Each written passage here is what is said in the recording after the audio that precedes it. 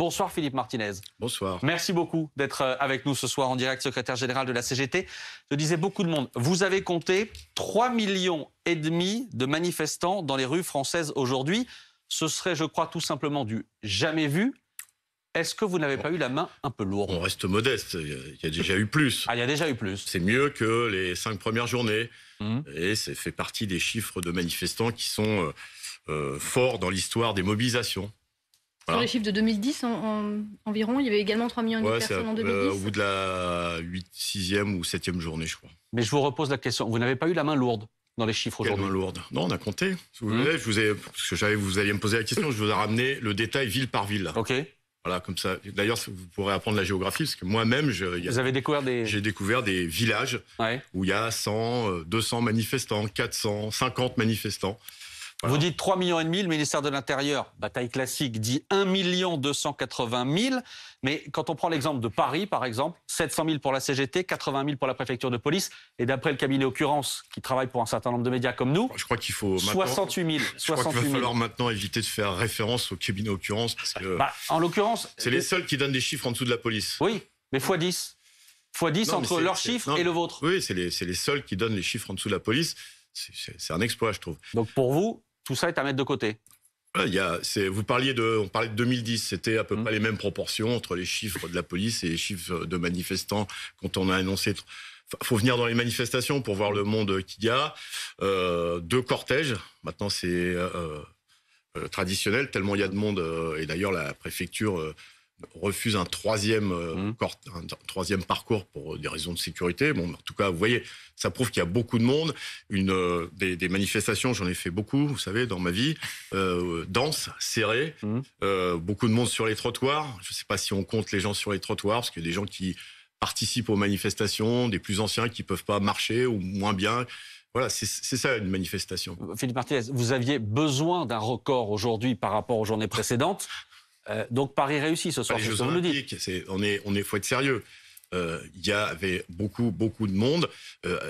Tout le monde a dit 30% environ partout dans toutes les villes, sauf les nouvelles villes, parce qu'il y a de nouveau des petites villes, des villages même, où il n'y avait jamais eu de manifestation. Il y a même des manifestations spontanées sans présence syndicale. Vous voyez où on en est?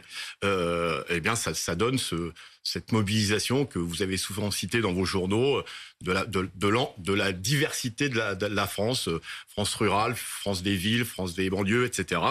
C'est une forte mobilisation. Oui. Antonin, on a l'impression que vous êtes peut-être arrivé un peu à votre max quand même. C'est-à-dire que vous n'avez pas dit ça la dernière fois déjà? Est-ce que je peux terminer allez-y, je vous taquine. Vous avez raison, la mobilisation était très forte et c'est vrai que c'est assez impressionnant. Il y a eu les vacances aussi pour se reposer et donc vous aviez tout mis en œuvre pour que ce souffle soit assez important. En même temps, il y a aussi, je dis mobilisation trompe-l'œil parce qu'on nous avait promis la France à l'arrêt. En fait, la France a fonctionné aujourd'hui. L'immense majorité des Français sont allés au travail. Demain, on voit que le trafic à la SNCF, à la RATP reprend avec des perturbations, mais en gros, on n'est pas du tout dans un scénario de France à l'arrêt. Et on a des taux de grévistes qui ne sont pas non plus aussi élevés que ce à quoi vous pouviez vous attendre.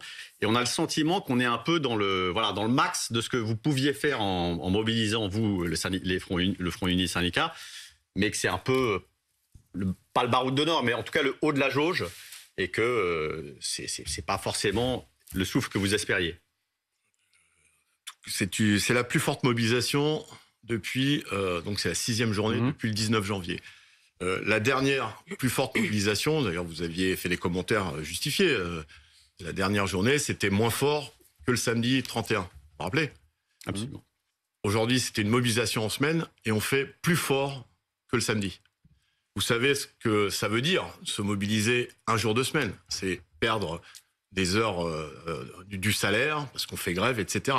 Donc on est plus, et on n'a pas du tout atteint un plafond de verre. Il y a aussi, il faut le prendre en compte, des gens qui viennent par intermittence, si je puis dire, dans les manifestations, parce qu'on sait bien que perdre 6 journées de salaire, quand on est payé au SMIC ou moins, c'est une catastrophe. On n'arrive déjà pas à boucler son mois avec une paye entière, donc quand le salaire est amputé. Et puis, il y a effectivement des grèves Alors, j'ai vu les présidents de trafic à la SNCF, je crois que c'est à peu près les mêmes proportions qu'aujourd'hui pour demain. Ça circule un peu plus. On va en parler dans un instant. Mais c'est normal, ça se voit. Une usine qui s'arrête, ça se voit moins qu'un train qui ne fonctionne pas. Vous voyez ? Donc il y a eu beaucoup de grèves dans les entreprises du privé. Voilà. D'ailleurs, parfois des salariés qui sont en grève et qui vont pas aux manifestations. Je ne vais pas faire de pub, mais à Uzès, qui est une charmante petite ville du Gard, il y avait 1500, je vérifierai, mais c'était 1500 manifestants. Il y a une grosse usine, Haribo, c'est connu. Ils ont fait grève, l'usine n'a pas fonctionné, ils n'étaient pas à la manif. Chez Airbus, il y a eu des grèves très importantes. À Toulouse, donc tout ça, ça rentre pas dans vos compteurs, si je puis dire, parce que vous le savez pas, et c'est normal que... Non, mais les taux qui sont annoncés sont pas... Vous le savez... ah bon mais pour attendez, vous savez ce qu'on va faire ? On a une toute petite pause à faire. C'est la seule de l'interview, la seule de la soirée. Allez-y. Dans un instant, on verra les chiffres, justement, les taux de grévistes avec Pauline Simonet. On verra aussi quelle est votre stratégie désormais après cette journée de mobilisation, et notamment cette lettre que vous voulez apporter, si j'ai bien compris, à Emmanuel Macron. Vous lui demandez un rendez-vous en urgence. On en parle dans une seconde sur BFM TV. Philippe Martinez, le secrétaire général de la CGT, l'invité de 22h max ce soir après cette 6e et capitale journée de mobilisation contre la réforme des retraites. On l'a dit, on l'a vu avant la pause, il y avait du monde dans les cortèges, même s'il y a débat sur les chiffres évidemment comme d'habitude. Mais on le disait aussi juste avant la pause, c'est Antonin qui le disait, PAC France à l'arrêt. Quel taux de grévistes aujourd'hui, Pauline Simonet? Alors on a fait un petit comparatif avec la journée de 19 janvier, puisque c'était cette journée-là qui avait enregistré le plus fort taux de grévistes. Alors on va voir quelques exemples. Du côté des cheminots, par exemple, ils étaient 39% de grévistes aujourd'hui, le 7 mars, alors qu'ils étaient 46% le 19 janvier. Du côté des enseignants également, on va donner les chiffres du ministère, ils étaient 32% aujourd'hui contre 38% le 19 janvier. Et puis dans la fonction publique d'État, là aussi, il y a eu près d'un agent sur 4 en grève ce mardi. Ils étaient 28% lors de la première journée d'action, donc on est légèrement en dessous. En revanche, chez EDF, là, c'est un peu plus important. Le taux de grévistes était de 47% ce mardi contre 44% le 19 janvier. Ce sont les chiffres de la direction. 55% la direction. Je me permets de vous rectifier. Moi, j'avais 47,65. Non, mais je suis là pour vous aider. 55% chiffre direction EDF. En tous les cas, on est au-dessus, effectivement, du côté d'EDF par rapport au 19 janvier. Et d'après les syndicats, la plus forte mobilisation, effectivement, elle a eu lieu dans le secteur de l'énergie. Les blocages se sont durcis dans les raffineries, les centrales, les sites gaziers. Puis il y a eu un fait nouveau aussi par rapport aux autres journées, c'est qu'il y a eu beaucoup d'actions de blocage routier dans le pays, des opérations escargots, des barrages filtrants autour de plusieurs villes qu'il n'y avait pas eu lors des précédents mouvements. Philippe Martinez, on disait tout à l'heure qu'il y avait du monde dans les rues. Très bien. On dit aussi qu'il y avait une forte mobilisation chez les grévistes, mais la France à l'arrêt, non, on n'a pas vu de France à l'arrêt aujourd'hui. Pas de France à l'arrêt complète. L'ambition que vous aviez, on n'y était pas. La France à l'arrêt, c'était une image. On sait bien qu'il y a des... Enfin, on vit comme tout le monde. On sait bien qu'il y a des salariés, je vous l'ai dit tout à l'heure, pour qui faire 1 heure de grève, c'est quelque chose de moins, un demi-caddie quand ils vont faire leurs courses. C'est ça la réalité. Donc c'était une image, et je peux vous dire, effectivement j'ai entendu vos chiffres, les chiffres de grévistes sont contrastés. Mais plus bas, sauf EDF, c'est les régimes spéciaux. Je vais vous réexpliquer ce que je vous ai dit avant la pause. Ça, c'est les chiffres qui vous font parler. Et nous, on a les taux de grévistes dans un certain nombre d'entreprises privées, on les a pas toutes. Il y a eu partout, dans beaucoup d'endroits, des grèves 1 heure, 1 heure, 2 heures. Voilà, parce que les gens, ils décident de leur mode d'action. Et on est bien conscient que faire 24 heures, c'est un énorme sacrifice. Mais je vous le répète, 2 heures, c'est aussi pour beaucoup un énorme sacrifice. Et donc, il y a eu beaucoup de grèves dans les entreprises du privé. Je vous en ai cité quelques-unes. Mais on ne va pas passer l'émission à vous citer toutes les entreprises, sinon vous ne pourrez plus parler. Ouais. Justement, ils veulent parler. Nora, puis Charles. Nora. Je respecte. Alors justement, comme l'objectif est de faire que cette mobilisation soit pérenne, on est sur des mobilisations qui sont censées être reconductibles. On voit que les transports en commun seront encore fortement impactés, mais on voit aussi que dans certaines entreprises, je pense notamment à la RATP, après le conflit très dur de 2019 qui avait conduit à 51 journées de grève, il y a une volonté de dire ok, mais on ne fera pas en fait le boulot à la place de tout le monde. Dans quelle mesure aujourd'hui vous êtes capable de dire que ce travail justement, ce que vous nous dites sur les entreprises privées, ce que vous nous dites par exemple sur EDF, etc. Est-ce que vous pensez que véritablement il pourra y avoir un véritable blocage et que ces grèves reconductibles pourront se tenir et que cette coagulation fera plier peut-être le Sénat, puis l'Assemblée nationale, le gouvernement.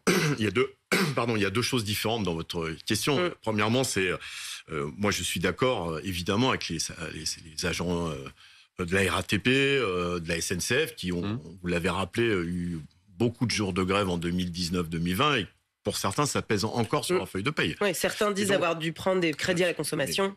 Beaucoup.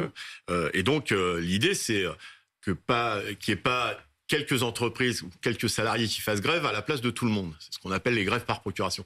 C'est pour ça que, là aussi, il faut qu'on se comprenne, une reconductible, c'est pas forcément 24 heures tous les jours. C'est faire quelque chose tous les jours. Vous voyez la nuance? Et donc, quelque chose à la mesure de ses moyens et de ses possibilités. Et ces grèves, parfois d'1 heure ou de 2 heures, je l'ai vérifié avec dans une verrerie, par exemple, vous arrêtez de travailler 1 heure ou 2 heures dans la journée tous les jours, ça perturbe énormément la production. Des fois, ça perturbe toute la journée de production. C'est ça l'idée. C'est-à-dire qu'il n'y a pas un modèle de reconduction, il n'y a pas un modèle de grève, c'est que chacun fasse selon ses moyens. Mais donc l'objectif, c'est pas de mettre la France à l'arrêt alors, sur ce modèle-là? La France à l'arrêt, mais la France à l'arrêt, je vous répète, c'est une image, mais si tout le monde fait un petit peu, ça fait beaucoup. Ça donne la France à l'arrêt parce qu'il y a des perturbations, etc. Vous savez. Mais c'est pas le même niveau de blocage, M. Martinez, que ce qui pourrait prétendre du coup tordre le bras du gouvernement. J'ai un vague souvenir de 95. Moi aussi. On est deux. Vous savez, en 95, je vais vous citer un exemple. Nous, chez Renault, on a fait 3 mois de grève. Le premier trimestre sur les salaires. Quand sont arrivés les grèves, les célèbres grèves de 95 qui ont lieu en décembre, on était comme ça, au niveau de la même chose, ce que je viens de vous dire. Donc on a fait des journées de mobilisation, mais pas une grève reconductible, parce qu'on venait de se taper 3 mois de grève reconductible. Mais il n'y avait pas un train, il n'y avait pas un transport, et c'était une nouvelle fois les régimes spéciaux qui ont fait chuter. Là, c'est la même chose. Les secteurs qui se mobilisent sont touchés par les régimes spéciaux. Vous dites la grève par procuration. Ils défendent avant tout aussi leur système de retraite. On n'est plus... Non. La caractéristique de cette réforme, celle-ci, c'est qu'elle touche tout le monde. Et donc, c'est pour ça qu'il y a beaucoup de mobilisation. La deuxième chose, c'est on n'est plus en 95. Enfin, le monde du travail, il a changé par rapport à 95, y compris dans les entreprises que vous citez. Il y a, vous avez entendu parler de la réforme du statut des cheminots 2018. Il y a des salariés qui n'ont plus le statut SNCF, c'est ce qu'on appelle des contrats de droit privé. Les enjeux, ils sont différents. Mais ce qui fédère tout le monde, c'est que tout le monde est bien conscient qu'ils et elles vont être obligés de travailler plus longtemps. Ça, regardez les pancartes dans les manifestations, c'est clair, les mots d'ordre. Mais vous nous dites que, par exemple, SNCF, RATP et ailleurs, vous en avez encore sous le pied. C'est ce que vous nous dites ce soir. Que ça peut aller encore plus loin dans le blocage. Ça peut aller plus loin avec des formes d'action qui touchent différents secteurs, pas forcément au même moment, etc. Mais j'insiste là-dessus, c'est que, et je vais essayer de vous persuader que le nombre de personnes qui ont participé au moins à une journée de mobilisation, il est très, très, très important. Ça, on n'arrive pas, même la police n'arrive pas à compter ceux qui étaient là la semaine dernière ou pas. Ça touche ça concerne des millions de personnes. Et ce qui était intéressant le samedi 31, c'est pour ça qu'on repropose une journée samedi, c'est que là, c'était vraiment des gens différents. Vous avez interviewé des tas de personnes qui vous ont dit « c'est la première fois que je participe à une manifestation de ma vie ». Et c'était pas des jeunes de 18 ans, parfois des personnes qui avaient 50, 55 ans. C'est ça qui est original dans ce mouvement. Charles Consigny. On aimerait tous, en tout cas beaucoup de gens aimeraient travailler 20 heures par semaine, partir à la retraite à 50 ans. On aimerait tous que le salaire minimum soit de 3 000 € net par mois. C'est pire que la CGT. Non mais je vous le dis, vous êtes un monde plus à gauche que la CGT. Un monde comme ça, on aimerait bien. Moi, travailler 20 heures par semaine, je pense que je déprimerais un peu. Je pense que je continue à penser contre Sandrine Rousseau que le travail émancipe, permet de se réaliser. Je suis sûr d'ailleurs que vous êtes d'accord là-dessus, que vous n'êtes pas... Sur cette partie-là, oui. Vous n'êtes pas un homme déconstruit et vous êtes pas pour le droit à la paresse. Mais en tout cas, vous n'êtes pas contre le travail. En même temps, on est dans une compétition internationale. quand même. Et moi qui n'ai que peu de considération pour la Macronie, parce que je vois bien son mépris du peuple et je vois bien sa désinvolture, je me dis sur cette réforme-là, au fond, est-ce que cette réforme, elle ne devrait pas passer comme une lettre à la poste? Tous ces systèmes-là, ils nous coûtent très cher. Ils coûtent très cher. On paye tous des cotisations sur nos salaires, cotisations patronales, cotisations salariales. Moi, comme avocat, je paye des cotisations colossales. Mais d'URSSAF, CNBF, etc. C'est en rapport avec votre salaire. Mais pas du tout. Plus on gagne, mais détrompez-vous, parfois on se demande s'ils font pas une erreur. Des cotisations qui sont décourageantes même à certains moments. Et donc moi je me dis, mais est-ce que quand même pragmatiquement, quand on regarde les âges de départ dans les autres pays en Europe, quand on a conscience de cette compétition, quand on constate que quand même au fond petit à petit la France, elle a tendance un peu à décliner et le pays a quand même tendance un peu à s'appauvrir quand on regarde les différents classements. On n'est même plus dans le top 10 du PIB par habitant, par exemple. C'est quand même un signe de déclin pour la France. Est-ce qu'on ne doit pas, à un moment donné, accepter que typiquement, il y a moins d'actifs, il y a plus de retraités, on vit plus longtemps, on décale un peu l'âge de la retraite et ça devrait peut-être pas susciter ces passions si on n'était pas un pays aussi égalitariste. J'attends la fin de la plaidoirie. Allez-y. De Maître Consigny. Il y a plusieurs choses, parce que vous avez brossé un tableau large de la situation. Alors, on va commencer par le début. Avec votre raisonnement, et je vais vous provoquer, il y a des pays, je l'ai souvent dit à des PDG de mon entreprise, il y a des pays où le travail des enfants est autorisé. Non, mais là, moi, je vous parle de l'âge de départ en Europe, par exemple. J'ai écouté votre plaidoirie avec silence. La pire, évidemment. Il y a des pays où le travail des enfants est autorisé. Est-ce que ça doit devenir la référence? Non. Quand on pousse la logique à l'extrême. Oui. Quand on pousse la logique à l'extrême. C'est-à-dire que, est-ce qu'il faut s'aligner au nom de la compétition mondiale sur toutes les dérives d'un monde de la mondialisation? C'est une question que je pose. Mais La deuxième chose, mais on peut prendre d'autres sujets.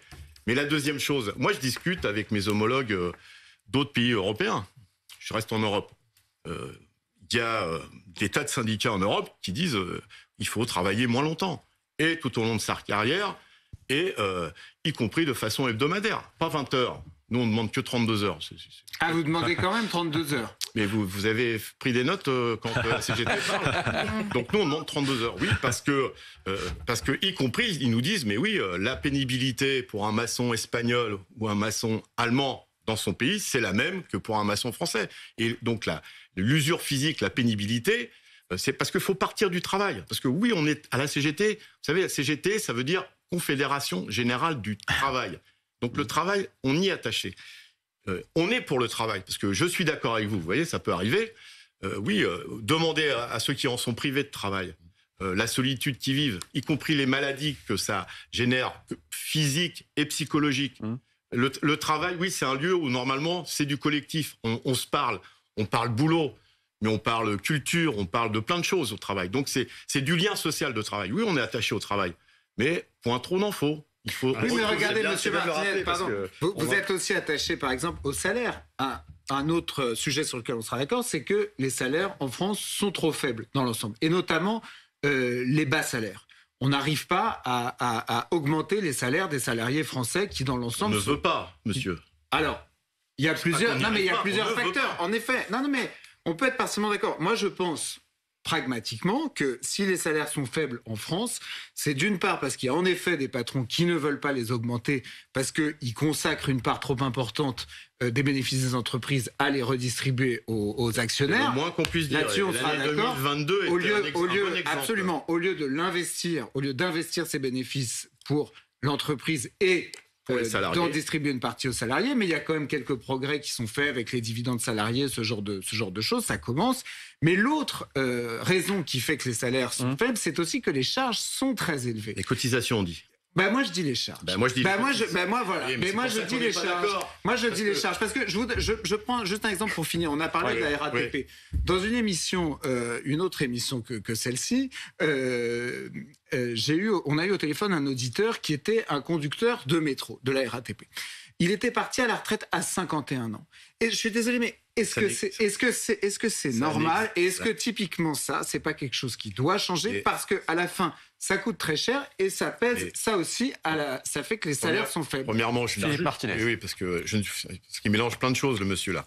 Je suis pas sûr que ces exemples soient des exemples réels. Ah, ça c'est réel. Alors là, je vous repasse la bande. D'accord. C'est pas quelqu'un qui nous a appelé en racontant une fausse histoire. On fait des théories sur les cheminots. La moyenne de départ des cheminots, c'est autour de 60 ans maintenant. Et en plus, depuis qu'il y a le droit privé, c'est encore plus. On parle des régimes spéciaux d'EDF. Il y a que 25% des salariés à statut des IEG qui partent à la retraite avant l'âge légal. Vous voyez, il faut se méfier des légendes. C'est déjà pas mal, 25%.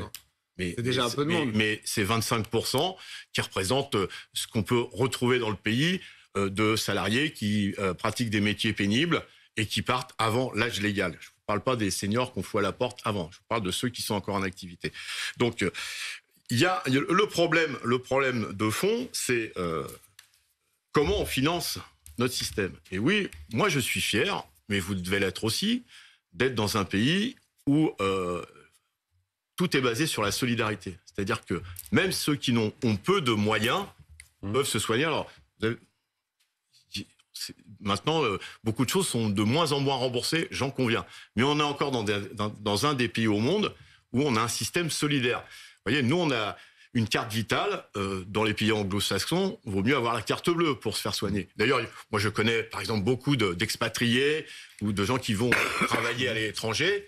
Quand ils ont un problème de santé, ils préfèrent revenir ici. Hein, on est d'accord. Il y en a qui font même, dans certains pays, des crédits pour se soigner. On doit être fier de ce système. Après, c'est comment on le maintient. Alors, vous parlez de charges. Donc, moi, je parle de cotisation. Vous savez quel est le plus gros problème?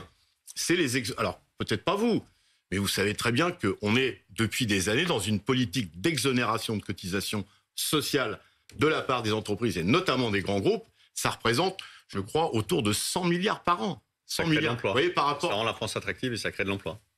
Attendez, mais mélangez pas tous les sujets. Non, mais c'est vrai, on a peut-être été obligé de faire ces exonérations. C'est bon, je finis. Pour que, je vous assure, vous allez me parler de la le système soit. Je vous dis. On va surtout parler de la suite. On va surtout parler de la suite du mouvement. Je vous dis juste que 100 milliards par rapport aux 13, qui représentent 3% du volume global des retraites, 3% 13, c'est le déficit des retraites en 2030. 13 milliards, il y a de la marge. Donc oui, il faut regarder, par exemple, en termes de perspective d'amélioration du financement des retraites, les exonérations de cotisations sociales. À quoi ça sert? Où elles vont? Je fais pas de procès d'intention, mais plus on baisse plus on fait d'exonérations de cotisations, plus on donne de dividendes aux actionnaires. C'est notre argent, hein. Vous savez, Philippe Martinez. Les cotisations, c'est notre argent. La suite. Je voulais parler attractivité, mais bon. La suite, on en parlera peut-être tout à l'heure, mais la suite de ce mouvement. Vous annoncez ce soir l'intersyndicale 2 manifestations, 2 journées de mobilisation. Plus que ça. Samedi, il y a demain. Non, mais c'est bien de le dire, parce que c'est important la journée. Il y a des mobilisations. Oui, non, mais il y a des mobilisations demain, jeudi également. Voilà. Évidemment tous les jours, mais il y a 2 grandes journées de mobilisation qui sont annoncées. Samedi, c'est ce qui a été dit ce soir par l'intersyndicale. Je le connais, le. Samedi et mercredi prochain, le 15. Le problème, c'est qu'on a l'impression que ça peut être sans fin, d'une certaine manière. C'est-à-dire que vous allez continuer à manifester, continuer à vous mobiliser. S'il ne se passe rien de plus, rien d'autre, le gouvernement avance, trace sa route du côté du Sénat, et à la fin, c'est plié. D'accord. Donc, je reviens. Demain, c'est une journée de mobilisation importante. C'est important tous les ans, le 8 mars. Mais j'allais dire encore plus cette année, parce que l'écart salarial entre les femmes et les hommes n'a toujours pas diminué, malgré la... peut-être vous allez m'aider, la 10e loi qui prévoit l'égalité salariale entre les femmes. Ça doit être au moins ça. Et on sait que ces différences de salaire tout au long de la carrière, c'est ce qui fait que l'écart s'accroît. Au moment de la retraite, on passe d'une moyenne de 25% d'écart de salaire à 40% d'écart de pension.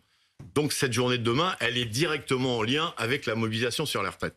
Il y a les mobilisations des jeunes le 9, et puis on a proposé... jeudi, oui, c'est ça. C'est ça.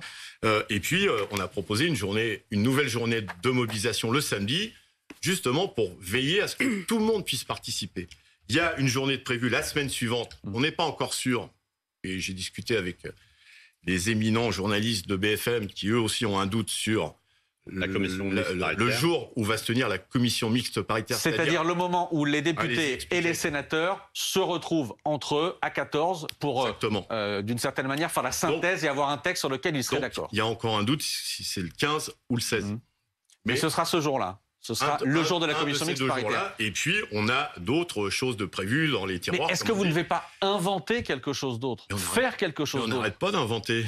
Mais justement, il y a eu différents types de mouvements. On l'a dit aujourd'hui, on a vu cette fois-ci des opérations escargots, des mouvements un peu différents. Il y a eu aussi des coupures d'électricité sauvages, notamment à Annonay, qui est le fief du ministre du Travail. Est-ce que ça, ce sont des mouvements que vous cautionnez? Est-ce que vous appelez, est-ce qu'il y a plus de blocage Annonay, c'est le fief du ministre du Travail. Oui, en Ardèche. Absolument. Alors, on commence par quoi Commençons par Annonay. Commençons par... Stanislas Guérini, le ministre de la fonction publique, dit que c'est dégueulasse. Je ne sais pas ce qui s'est passé à Annonay, il y a une enquête, on verra, mais dès qu'il y a des choses comme ça, on met ça sur le dos des grévistes. Donc vous cautionnez pas. Faut arrêter. Les manifs, en fait... Donc, venons-en... Les manifs, ça marche pas, quoi. Donc, qu'est-ce que vous pouvez faire d'autre? Attendez. Enfin, si vous posez 18 questions, non, mais j'ai un petit cerveau. C'était ce que disait. Tout petit cerveau, donc on va commencer. Je voudrais répondre à madame. Bah, c'est ça. Donc oui, il y a eu aujourd'hui, ce matin, de très bonne heure, des opérations escargots. Par exemple, entre Mont-de-Marsan et Dax.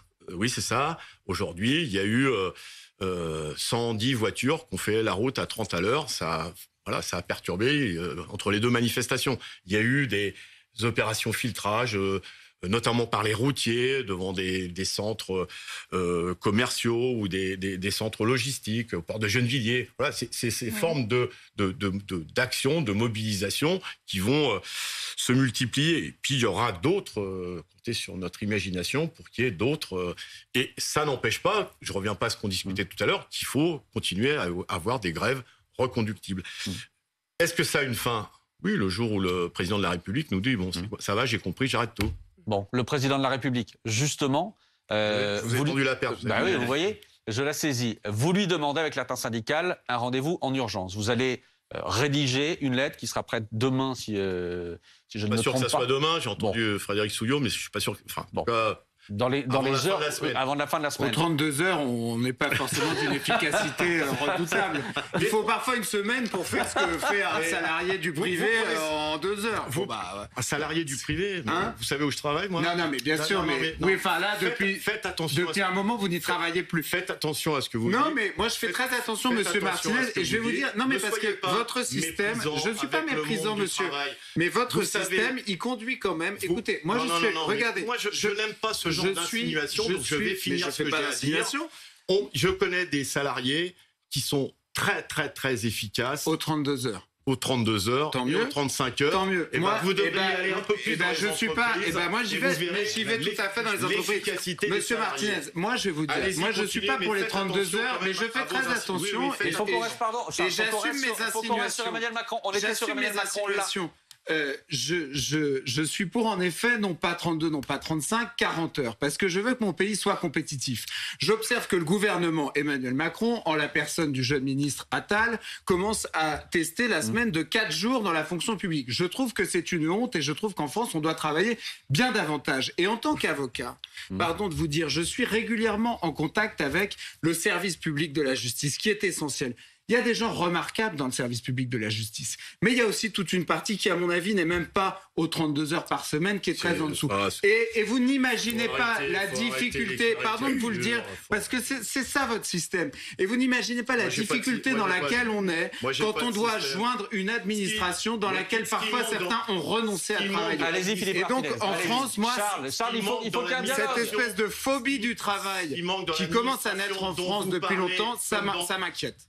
Ce qui manque dans l'administration dont vous parlez, comme dans toutes les administrations, c'est du personnel. Oui, il a bon dos. Dans mon cabinet, vous savez, dans mon cabinet, on manque de personnel et on travaille quand même. Stop là-dessus. On reste sur Emmanuel Macron. Non, je sais bien, mais on reste sur Emmanuel Macron. La caricature et le dénigrement de ceux qui bossent. Il y a ce courrier. Oui. Qu'est-ce que vous allez faire? Vous allez l'apporter, vous, l'intersyndicale, en main propre? J'en sais rien. On va s'adresser solennellement au président de la République pour lui dire, Vous ne pouvez pas ignorer ce qui se passe dans le pays. Enfin, pour l'instant, c'est un des rares qui est d'ailleurs pas souvent en France quand il y a des journées de mobilisation. Et donc, il se passe des choses graves. Vous devez intervenir et nous recevoir pour nous écouter. Emmanuel Macron, l'Élysée dit aujourd'hui, l'Élysée assure aux syndicats que la porte de l'exécutif est toujours restée ouverte. Gabriel Attal, cet après-midi, interpellé lors des questions au gouvernement à l'Assemblée nationale, dit « Les manifestations sont légitimes, mais on a toujours écouté la colère ». À un moment, c'est qui a un problème? Enfin, il semblerait que la porte soit ouverte. Elisabeth Borne le répète, Gabriel Attal, idem. Vous dites que pendant ce temps-là, le président de la République est à l'étranger. Demain, il a décidé de faire... Oui, bien sûr, mais justement, demain, il décide de faire un hommage à Gisèle Halimi, justement grande figure féministe, dans un moment où la question des femmes dans cette réforme est centrale. Bon, alors... Qu'est-ce que vous avez à lui dire? Qu'est-ce qui se passe s'il y a le 49.3 qui passe, si la CMP passe? Qu'est-ce qu'ils vont dire? Attendez, il y a 1000 sujets là. Merci de m'aider. Nora m'a dit, vous avez mis 16 sujets en 2 questions. 16 sujets. C'est moins pire que 18 tout à l'heure, mais c'est quand même beaucoup. Si on peut rester juste sur Emmanuel Macron sur cette lettre, c'est mieux. Je reste là-dessus. Donc, tous les syndicats le disent. Parce que le phénomène intersyndical est quand même aussi quelque chose d'historique dans cette mobilisation. Pas de contact avec ni l'Élysée, Matignon, 5 minutes chacun un dimanche soir, ça, ok, je le reconnais. Pas de contact depuis donc ce fameux dimanche, je ne sais plus quand est-ce que c'était, il y a un mois à peu près, ni avec des conseillers, ni avec personne. Aucune organisation syndicale. J'ai un peu de métier, je ne connais aucun conflit aussi fort que ça, où il n'y a pas... de temps en temps des conversations pour essayer de voir si on trouve une porte de sortie. À titre d'exemple, quand il y a eu les conflits des raffineries au mois d'octobre, Madame Borne m'appelait tous les jours. Pourtant, vous connaissez la théorie du gouvernement, on ne se mêle pas des conflits dans les entreprises privées. Tous les jours. D'accord? Voilà ce qu'on dit. Pourquoi? Et donc, maintenant, on dit au plus haut niveau de l'État, il faut... nous recevoir pour qu'on vous explique ce qui se passe dans le pays et la solution qu'on vous propose. Donc vous dites que ça ne marche pas avec Elisabeth Borne, vous dites que ça ne marche pas avec la Première ministre, donc vous allez directement à l'Élysée. Je vous fais le constat. C'est pas que la CGT. Vous avez entendu mes homologues. Vous pourriez écrire à Elisabeth Borne. Et donc, nous dire que la porte est ouverte, c'est une phrase bateau. Vous croyez qu'on se pointe à l'Élysée comme ça? Je ne sais pas, essayez. Il y a un minimum de... on ne peut pas se pointer devant la porte, toc, toc, toc, je vais voir le président de la République. Il faut que ça soit organisé. C'est pour ça qu'on lui écrit, on prend les devants, mais avec solennité, quoi. Mais ça démonétise donc la Première ministre. Il faut passer au-dessus. Écoutez, je pense que, en tout cas, moi je suis convaincu, et à la CGT on est convaincu que M. Macron en fait une affaire personnelle aujourd'hui. C'est-à-dire une affaire personnelle? C'est sa réforme, et donc c'est lui qui doit, qui maîtrise depuis d'ailleurs le début, mais encore plus cette question. J'ai entendu ce qui, vous écoutez ce qui se passait dans le groupe Renaissance. Le premier qui vote contre ou qui s'abstient, on le dégage. Ça, c'est ce qui a été dit aujourd'hui à l'Assemblée. Ça montre une certaine fébrilité dans le camp gouvernemental, mais c'est aussi... c'est strict à la Macronie. Vous pensez que vous serez reçu effectivement par Emmanuel Macron, ou c'est un geste, j'allais dire, pas de happening, mais une espèce de mise en scène d'une interpellation du président dont vous ne fait pas. Vous savez par avance ni au cinéma ni au théâtre. Donc vous pensez sérieusement que vous pouvez être reçu à l'Élysée par Emmanuel Macron? Question complémentaire, l'avez-vous été par les anciens présidents? Vous parlez beaucoup. À l'époque. On pense que l'heure est suffisamment grave pour interpeller le président de la République. 6 journées d'action, des grèves reconductibles, des millions de personnes dans la rue. Et si on prend sur les 6 journées, beaucoup de millions, si je puis dire. Donc on pense que c'est grave et qu'il y a besoin d'avoir un autre intérêt pour ce qui se passe dans le pays que l'attitude du président de la République. Elle sera publique, cette lettre, vous la rendrez publique pour que les Français voient un peu comme on est 8, est-ce que sous Hollande, par exemple, est-ce qu'Hollande, en tant que président, était plus dialogant que Macron? Je fuis pas la question, mais je l'ai connu que 2012-2017. Moi, je suis arrivé en 2015, je l'ai connu 1 an et demi. Quoi. Il avait déjà fait sa propre réforme des... Non, mais je veux dire, j'ai pas suffisamment d'expérience. En tout cas, lui, je l'ai vu 2 fois en 1 an et demi. Monsieur Macron, je l'ai vu 1 fois en 6 ans. 6 ans. Mais est-ce que vous pensez réellement qu'il y a une chance de le faire changer d'avis? Il y a un de vos collègues qui a dit, j'ai bien aimé l'expression, on n'est pas à l'abri d'un éclair de lucidité du chef de l'État. Est-ce que vous pensez réellement Qui a dit ça? C'est une bonne formule, je trouve. Non, mais c'est pas un éclair de lucidité, c'est une prise de conscience qu'il se passe quelque chose de grave dans ce pays. Qu'il y a une profonde colère qui n'est pas uniquement liée aux retraites. Hein. C'est le cumul de pouvoir d'achat. Enfin, les gilets jaunes, ça a existé ou pas? Il y a des grèves sur les salaires. Il y a le problème du prix de l'énergie, etc., etc. Enfin, le pays est fracturé. Et c'est un genre d'alerte. Est-ce que vous êtes bien conscient de ce qui se passe dans le pays? Mais Emmanuel Macron, il connaît vos arguments. Il nous regarde ce soir, peut-être, éventuellement. Peut-être, je ne sais pas. Peut-être, lui ou ses conseillers. Restez modeste. Non, mais bien sûr, mais lui ou ses conseillers, il connaît tout ça, par cœur. On n'a pas l'impression. On a vu sur Alexis Kohler, il n'y a pas un conseiller social à l'Élysée, le secrétaire général de l'Élysée qui vous parle. Parce que ce qui est saisissant dans ce que vous décrivez, et effectivement, pour rejoindre ce que dit Maxime, c'est que quand même dans les gouvernements précédents, que ce soit Sarkozy, que ce soit Hollande, en tout cas chez ces présidents-là, c'est ce que m'ont dit mes prédécesseurs. Il y a des liens qui sont avec les syndicats en permanence. Il y a quelqu'un à l'Élysée qui est chargé de prendre la température, de dialoguer, y compris dans les périodes de tension. Vous avez raison. Par exemple, je crois qu'en 2010, par exemple, Jean Castex, qui était directeur de cabinet du ministre, absolument, avait des contacts réguliers. Il n'y a jamais eu sous Emmanuel Macron d'interlocuteur et de liens tissés avec. Non, mais je vous demande d'expérience vous. Est-ce qu'on est dans une situation inédite pour Emmanuel Macron, ou est-ce que c'est comme ça depuis le début? On n'a pas la prétention à la CGT d'avoir le monopole des liens. Non, mais j'écoute aussi ce que me disent mes homologues qui c'est un fait, avaient plus de liens. Laurent Berger, par exemple, ils sont comme moi.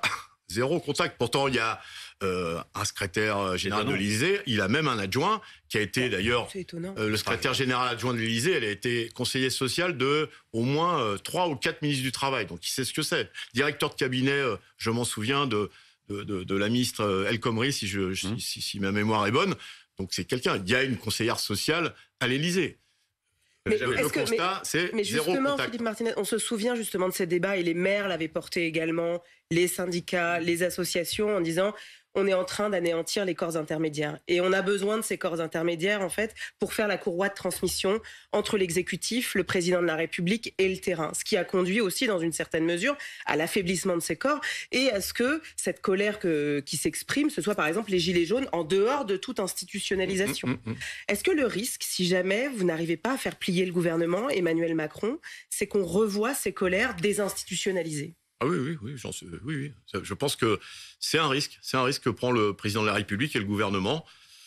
D'ailleurs, on l'entend déjà chez certains salariés qu'on croise, travailleurs, qui nous disent les manifs, c'est sympa, mais il va falloir passer à la vitesse supérieure. Oui.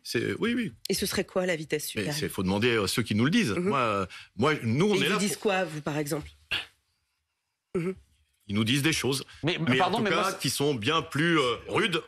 Radical. On a l'impression d'un match un peu pas à mort, j'allais dire, c'est excessif. Non, mais ce que je veux dire, c'est qu'on a l'impression qu'on a d'un côté le président et le gouvernement qui sont dans une forme de radicalité, c'est ce que vous nous décrivez en tout cas, de non-écoute, et qui sont dans une espèce d'entêtement, et vous de l'autre côté qui êtes aussi dans une espèce de, pas de radicalité, mais en tout cas de volonté d'aller au bout, et c'est assez saisissant de voir à quel point cette fracture semble irréconciliable, et on se demande sur quoi ça va déboucher. Parce que cette fracture, comme vous dites, elle vient de loin. Enfin, le président de la République, vous avez raison de le dire, il n'a jamais, il ne sait pas ce que c'est qu'un syndicat, ni à quoi ça sert, Vous trouvez méprisant ou pas? Oui, je trouve méprisant, oui. Méprisant, on l'a vu à travers des petites phrases, mais aussi vis-à-vis j'aime pas le terme des corps intermédiaires, un syndicat, je comprends ce que c'est, parce qu'il sait pas à quoi ça sert. Mais j'ai croisé des maires, parce qu'on bouge beaucoup, on va sur le terrain, qui nous disent la même chose. Moi, je compare les maires de villes aux délégués du personnel dans les entreprises. Il y en a plus, mais enfin, aux élus du personnel qui sont en contact. il ne connaît pas, mais lui et son entourage, hein, ils sont faits dans le même moule. Et la problématique, c'est qu'ils sont sûrs d'avoir raison tout seuls. Et ils sont capables de vous expliquer votre vie sans la connaître réellement. Ça, c'est un problème. Il y a un genre de... On est au-dessus et on explique aux gens, voilà ce qui est bien, voilà où est le bien, voilà où est le mal. Et alors sur les syndicats, ils connaissent pas du tout. Sauf Juste, je termine. Ce que montre cette mobilisation, c'est que les syndicats, premièrement, reprennent des couleurs. Si vous voulez. Attendez, prenez, c'est signé Charles Consigny, vous prenez, Philippe. Non, mais vous je lui laisse choisir la couleur qu'il veut. Non, mais vous étiez un peu perdu de. Mais non, on n'a pas. Vous revenez sur le devant de la scène, dans le dialogue social, etc. On est là où on a toujours été. Sauf que quand on se fait marcher dessus... Oui, il faut que vous gagniez quelque chose. Quand on se fait marcher dessus... Attendez, oui, il faut gagner. Ouais. Mais quand on se fait marcher dessus, comme on se fait marcher dessus actuellement, et comme on l'a pu l'être, les gens, ils nous disent, mais à quoi vous servez, puisque même quand on vous suit, on vous écoute, on manifeste, etc., en face, c'est un mur. Et c'est là où est le problème. Et donc, il faut réfléchir, je vous invite à le faire avec moi, sur la notion de démocratie sociale. La démocratie politique, on voit à peu près ce que c'est, on vote tous les 5 ans, mais les corps intermédiaires, en tout cas les syndicats, il y a des élections tous les jours dans les entreprises, il y a des gens sur le terrain qui vont écouter les salariés. Pas suffisamment, parce que moi je balaye aussi devant ma porte, les syndicats font pas tout bien, et on n'est pas présent dans toutes les entreprises. Mais d'avoir l'oreille de ce que vivent les salariés, les chômeurs, les retraités, c'est important, parce qu'on peut voir ça de son bureau de l'Élysée, c'est pas tout à fait la même vie. Mais la démocratie, elle se fait en ce moment, notamment au Sénat. Mais il n'y a pas de problème. Et ils votent tout comme une lettre à la poste.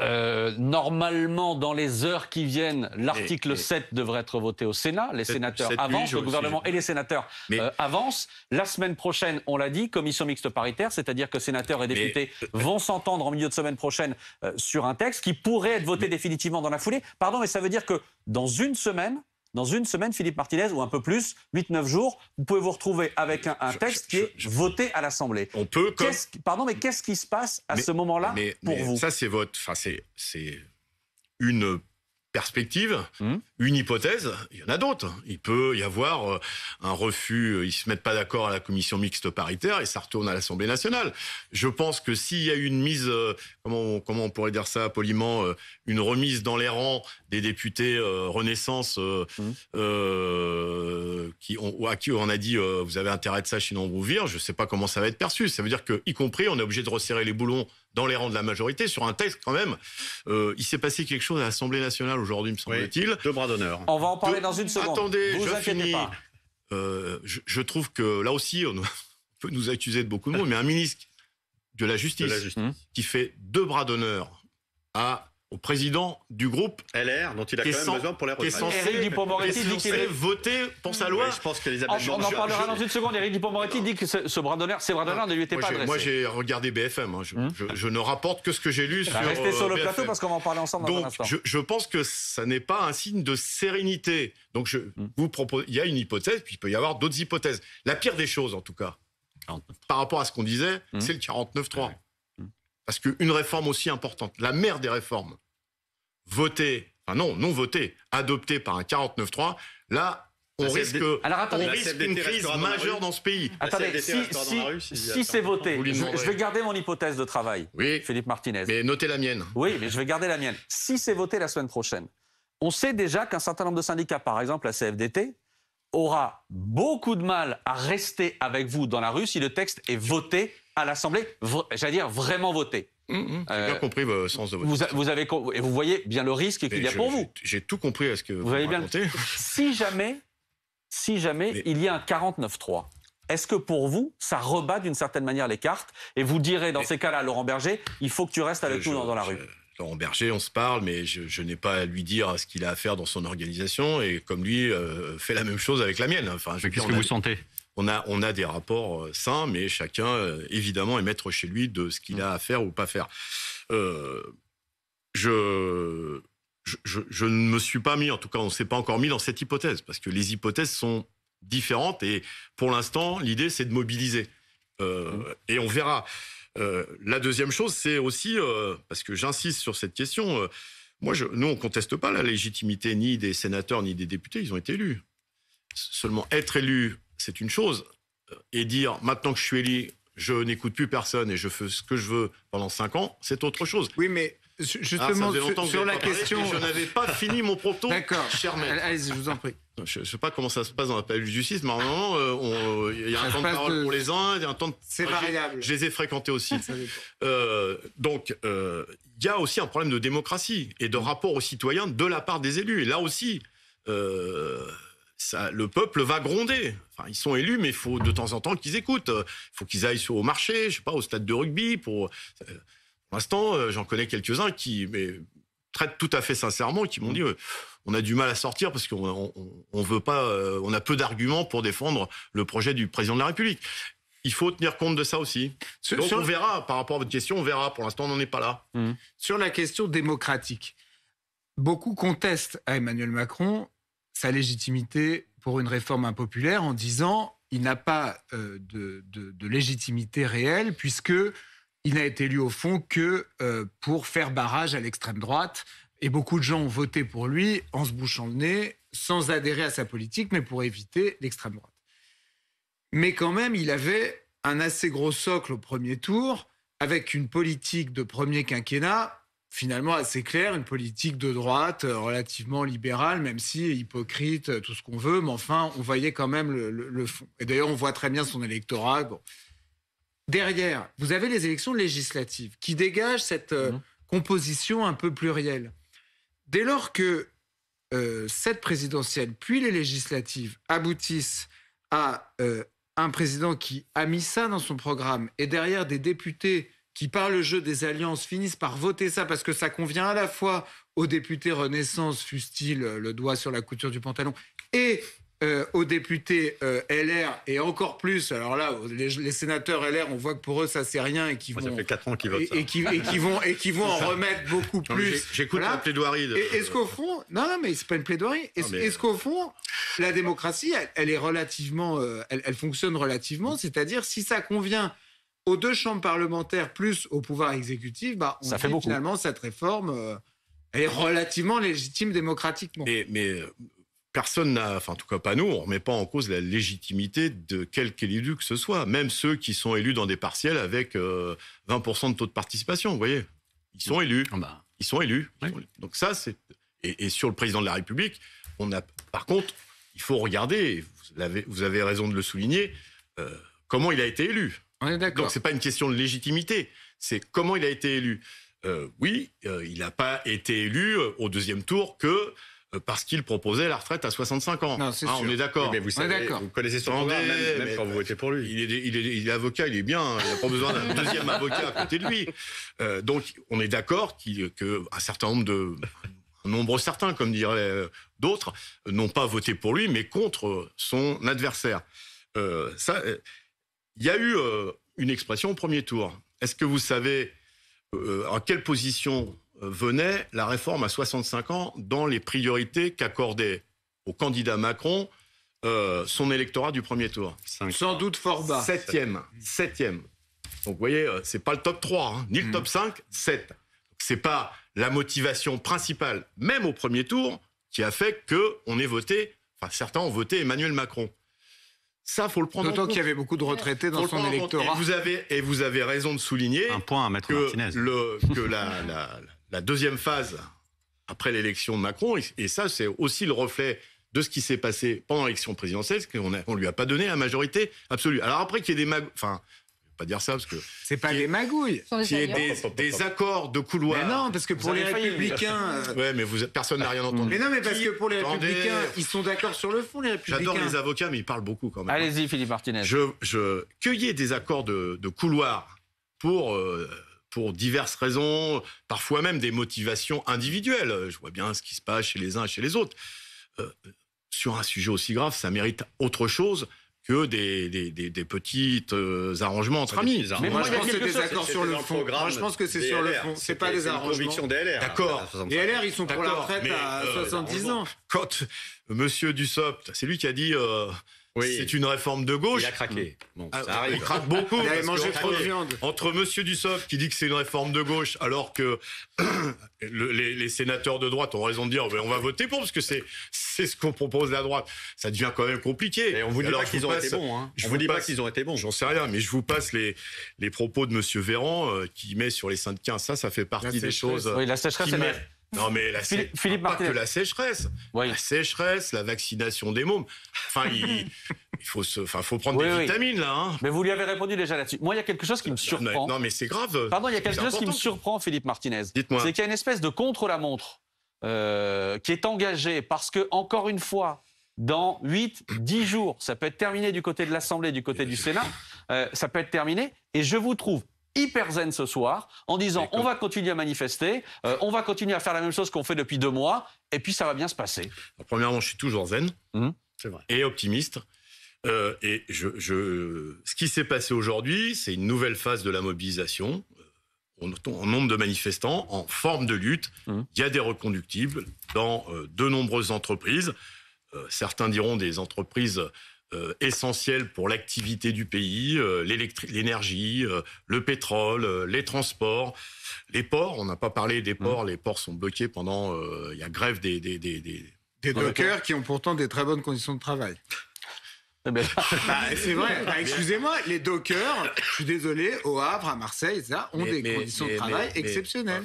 Vous ne connaissez pas le travail, cher monsieur. Enfin, Ah bon. sûrement le métier d'avocat, ça j'en suis sûr. On travaille Mais- dans le métier d'avocat. Mais je n'ai pas dit le contraire. Moi, je respecte votre travail. Et l'attractivité des ports, c'est un sujet important.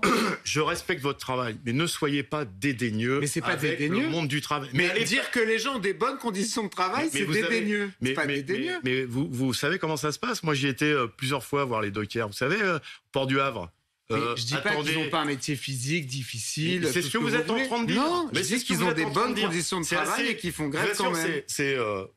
avec tout le respect que je vous dois, c'est assez pénible, ce ton un peu méprisant vis-à-vis C'est pas du... méprisant. Mais allez Non, passer mais c'est un eux mois. qui me méprisent. Mais pardon, Allez monsieur. passer un Excusez-moi. mois, allez passer un mois à mettre en place des containers dans le froid. Mais venez dans la passer pluie. un mois comme avocat, venez vous taper les tôles le samedi moi, matin contrairement- et derrière payer vos 50% de et moi- charge mais moi- pour que les gens qui ont des très bonnes conditions de Monsieur- travail puissent monsieur- continuer moi, d'avoir leur c'est retraite peut-être pas à la même chose 60 non ans. plus, Charles. Bah, je suis désolé. Moi, Je contrairement à suis vous, désolé.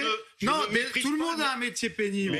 Moi, contrairement à vous, je ne maîtrise pas le métier d'avocat. Mais respectez. Mais je le les respecte. autres Non, vous faites de travailleurs. la démagogie. Vous faites semblant D'accord, que moi allez, je ne merci. respecte Je pas. reviens. Non, je suis désolé. Je- Ça non, n'est non, pas non, respecter le travail des gens que de maintenir sur eux des taux de prélèvement obligatoires qui sont extrêmement élevés pour que certains Oui, mais puissent Charles, avoir pardon, le sujet- des régimes spéciaux, partir à la retraite très tôt, avoir des temps de travail fallait extrêmement faire- réduits. Charles, Je suis Charles, désolé. fallait faire En Bocquet, France, Charles. je suis désolé. Je vous En laisse- France, je vais aller faire je Bocquet. suis Ah oui, désolé c'est pas ça tous les de soirs. vous dire qu'en France, quand même, vous avez Charles une Consigny, catégorie de la population s'il qui vous travaille plaît. énormément Fallait pour bosser à la permettre à une RATP. autre qui est très protégée de continuer à l'être. Et c'est notamment à cause de ce genre de discours. Charles Consigny. Moi, j'aimerais bien mettre tout le monde au même tarif. Je reviens à ma question. Et dans une seconde, on parle des 2 bras d'honneur d'Éric Dupond-Moretti. Je vous trouve extrêmement zen. Et Avant encore une d'être fois, interrompu- à 10 jours Mais ça, de quelque chose qui peut être premièrement- la fin de cette Premièrement, mobilisation. c'est votre hypothèse. Hum. Pas celle-là, forcément. Je vous dis que aujourd'hui, depuis hier, on a changé de rythme. Hum. Il y a des grèves reconductibles dans les transports, dans le pétrole. J'étais interrompu au moment où je parlais des ports et des dockers. Vous vous en souvenez, ça fait pas si Je m'en longtemps que ça. Pardon. Et puis, les mobilisations s'amplifient. On passe à la vitesse supérieure. Voilà, point. Donc on est zen, mais on est déterminé. Bloquer le pays, mettre l'économie à genoux. Je sais que vous avez pris vos distances avec cette expression-là, mais ça pourrait être à Moi, l'horizon. j'aime la formule qu'on a utilisée, c'est mettre la France à l'arrêt avec les réserves que j'ai données sur cette image. Mais je trouve que c'est une bonne image, que chacun contribue à la mobilisation à la mesure de ses moyens. Et est-ce que ça doit passer, mais par des choses qui vont se durcir, par exemple, du côté de la distribution d'essence, de distribution de carburant? On sait qu'il y a les raffineries, il n'y a plus d'essence et de carburant qui sort des raffineries depuis aujourd'hui, grève reconduite demain. On sait que certaines stations pourraient être en difficulté à un horizon, on va dire à moyen terme. Est-ce que vous dites que c'est par là qu'il va falloir passer? Bien sûr, bien sûr. Quand on n'est pas écouté, on accélère, on change de méthode. On a vous dites, on a été zen jusqu'à maintenant. Et pourtant, en face, personne n'écoute. Bon, bah, on passe à la vitesse supérieure. La CGT, on l'a toujours dit d'ailleurs. Si ce qu'on fait, ça suffit pas, on l'a dit, je pense, on a dû le dire dès la première journée, si ça ne suffit pas, il faudra hausser le ton. C'est ce qu'on fait. Et s'il y a des réquisitions Attendez, il y a évidemment, il faut des grèves dans les dépôts aussi, parce qu'il y a les raffineries, il y a les dépôts. On y travaille. Et puis, il n'y a pas que le pétrole. Je vous dis, il y a des grèves importantes au niveau gazier, par exemple. On en parle moins, mais ça existe aussi. Vous avez parlé tout à l'heure d'un signe de fébrilité du côté de la majorité après ce qui s'est passé aujourd'hui à l'Assemblée nationale sur un sujet, je le dis tout de suite, qui n'a rien à voir avec les retraites. J'en conviens. C'était une proposition de loi cet après-midi qui était étudiée pour imposer l'inéligibilité aux personnes condamnées pour violence. Ça a d'ailleurs été refusé. Débat à l'Assemblée. Le président du groupe Les Républicains, Olivier Marleix, j'explique pour nos téléspectateurs, rappelle un certain nombre d'affaires qui concernent des membres du gouvernement et notamment Éric Dupond-Moretti. Colère du garde des Sceaux qui reconnaît lui-même avoir fait 2 bras d'honneur, non pas au député Marleix, c'est ce que dit Éric Dupond-Moretti, mais à la présomption d'innocence bafouée. On l'écoute. Je ne suis pas au-dessus des lois. Je ne suis pas en dessous des lois non plus. J'ai le droit de faire valoir la présomption d'innocence qui est attachée à la mise en examen dont je fais l'objet. J'ai réagi avec beaucoup de vivacité. Je tiens à dire qu'il y avait autour des gestes qui me sont reprochés des paroles qui tendaient non pas à viser le président Marleix, mais à viser le mépris, c'est comme ça que je l'ai conçu, qu'il avait pour le respect de ma présomption d'innocence. Pour vous, tout ça, ça participe de la fébrilité de l'exécutif ? Il rame là encore, Florent qui rame là. Mais très sérieusement, vous imaginez si un militant de la CGT fait la même chose vis-à-vis... on nous emmène au tribunal et on nous menace de prison. Vous voyez ce que je veux dire ? C'est grave. Ce soir, Marine Le Pen, on va voir son message, le tweet posté par la présidente du groupe Rassemblement National à l'Assemblée nationale. Regardez les 2 bras d'honneur adressés par le garde des Sceaux en plein hémicycle à la représentation nationale. Le discrédite dans les fonctions éminentes qui sont les siennes. C'est à la première ministre maintenant de prendre ses responsabilités. En même temps, c'est classique. Oui. On récupère l'événement pour demander le départ du gouvernement. Il est sûr qu'Elisabeth Borne a dû le sermonner. Elle n'avait pas besoin de ça, effectivement, dans le climat ambiant. On peut rappeler à Marine Le Pen qu'il y a des députés Rassemblement National qui ont eu des gestes assez déplacés aussi dans l'hémicycle. Et ça ne l'a pas tellement ému à l'époque. Mais est-ce que vous pensez que ça peut peser sur les discussions ? On sait que, évidemment, le gouvernement a besoin de toutes les voix des Républicains, des LR. Est-ce que vous pensez que ça peut avoir un impact, ça peut peser dans des discussions ? Je ne pense pas. Je fais des constats comme vous. Je trouve que... Il y a des députés qui ont été sanctionnés, je ne dis pas pour moins que ça, mais pour des choses similaires. Un député du Rassemblement national qui s'est montré sous son vrai jour en disant qu'il retourne en Afrique.